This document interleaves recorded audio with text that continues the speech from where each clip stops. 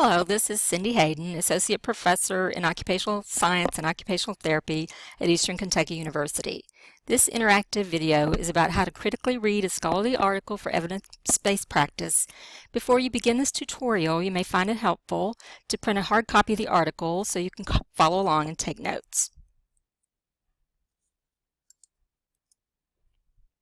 Critically reading a peer-reviewed article in a professional discipline is different from reading a popular book, a newspaper, a magazine, class notes, or even assignment instructions. Many college students and practitioners are not sure how to get the most information from reading a peer-reviewed article. A scholarly article is generally dense, and even experienced clinicians may need to read the article several times to understand its contents. The skill of critically reading is the cornerstone of understanding research generated by a particular discipline and using evidence-based practice, or EBP. Evidence-based practice is integration of clinical expertise and experience, the client or patient perspective and input, and best evidence from research. This article collected data using a survey design and would be considered level 4 of research evidence.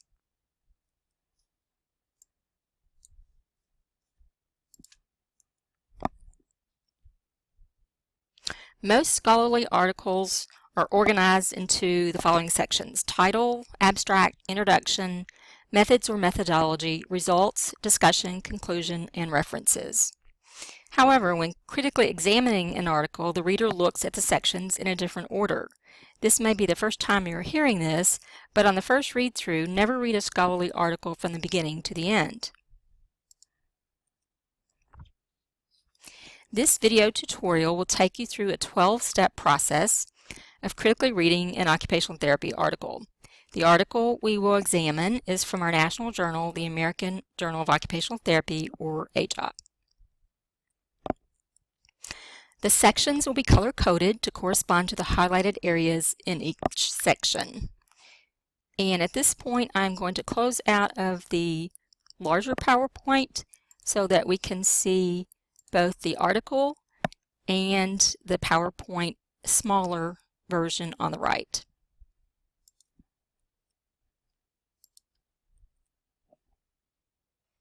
First, let's look at the title section. It's highlighted in yellow. The title should be descriptive and self-explanatory. Now look at the names of the authors and where they work. You may know these authors personally, as they do work or have worked in the Occupational Science and Occupational Therapy Department at Eastern Kentucky University. Note the publication date when the article was written. Also note the journal in which the article was published. Notice that this article used the American Psychological Association, or APA format, 6th edition. Also notice that there is a DOI, which is the digital object identifier assigned to the publisher, journal, and individual article. Next, let's look at the keywords, or MESH. MSH means Standardized Medical Subject Headings and is used for indexing articles in PubMed. The keywords are usually limited to 5, and the purpose is to supplement information on the article title, so that when people are searching for the article, these will be accessed as well. Next, let's look at the abstract section, which is highlighted in purple. The abstract section is a brief synopsis of the article and can be read quickly. Articles do not always contain subheadings in the abstract. This abstract includes the objective, the methods, the results, and the conclusion. The objective will tell you the hypothesis or research question. The methods will indicate the design and how the study was conducted. The results will state the findings of the research, and the conclusion will tell the reader how and why the article is important for practice. You might want to pause here and write down any questions you may have about the information in the abstract.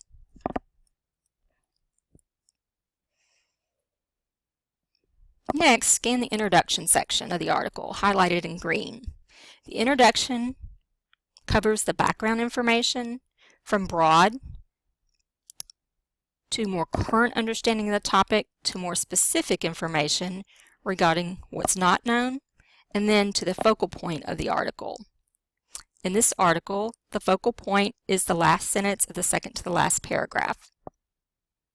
Usually, the research question or purpose of the study is located in either the first or last two sentences of the introduction.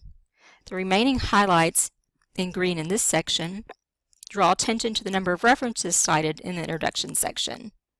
So this is a good time to go to the end of the article and look over the references. So let's scroll down, and the references will be in blue. The things you want to pay attention to on the references are how many there are. There are 40 in this article.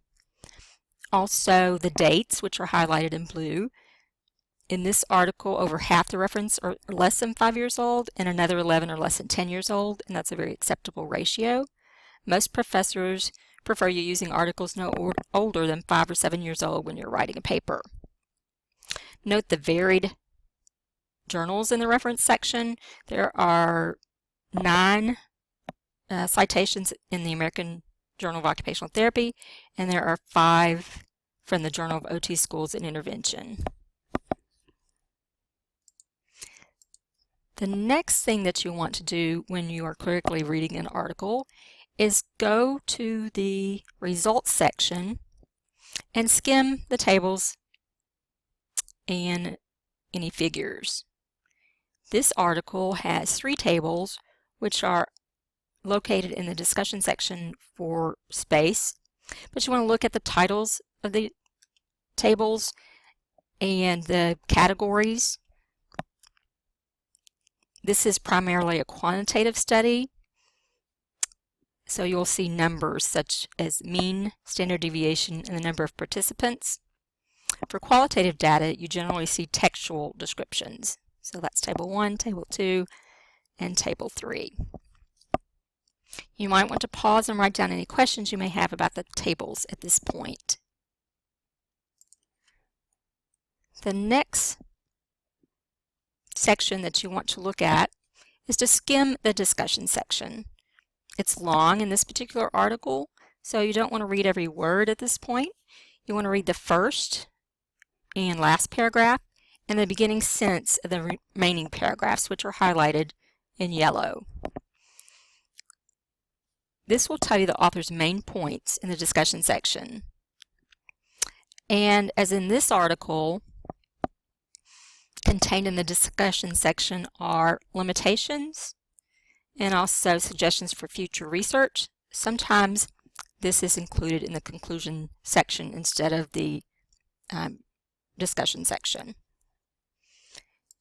The next thing that you want to do is to review the abstract and introduction. If you go back and skim the abstract,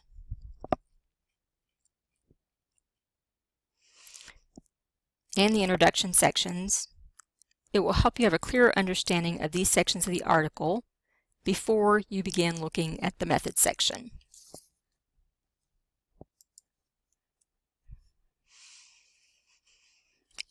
In looking at the methods section, which is highlighted in purple, you want to only skim it to the point that it helps you understand the rest of the article. For example, there were 112 surveys collected for this research project out of 500 that were sent out, and the authors actually created their own survey. Of the questions, there were 106, 5 open-ended questions, and 106 using a Likert scale. And a Likert scale is a psychological measuring device that's used to gauge attitudes, values, and opinions, and how strongly the respondents agreed or disagreed with statements. It's important to note that all research articles should acknowledge an IRB or Institutional Review Board approval for ethical reasons.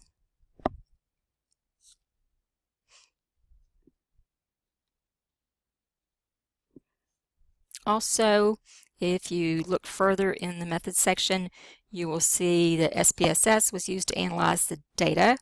and that there are some descriptive statistics used for the demographic data, and a independent two-tailed t-test was used to examine the relationship between variables.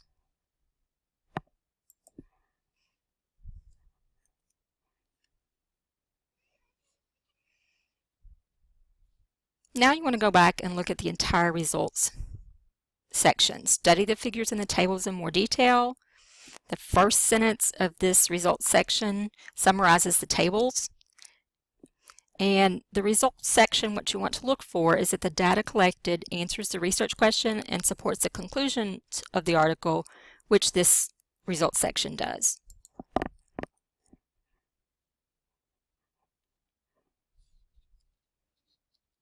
Then you want to proceed to reading the entire discussion section, not just simply skimming through it. Concentrate on the researcher's findings that are highlighted in yellow,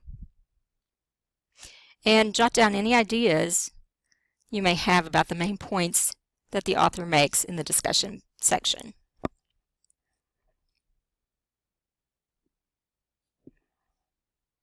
Next, you want to read the conclusion that the author makes. Scroll down. The conclusions actually incorporated somewhat the implications of occupational therapy practice as well. And looking at the rest of the article, you wonder what you would expect to see in this and the conclusion section. If you look at the bulleted list under the implications for practice, you can identify how to use this article in evidence-based practice.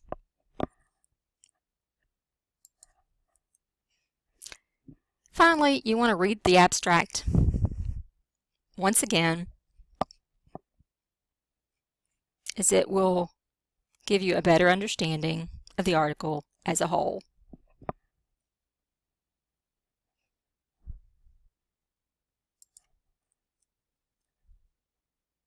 At this point,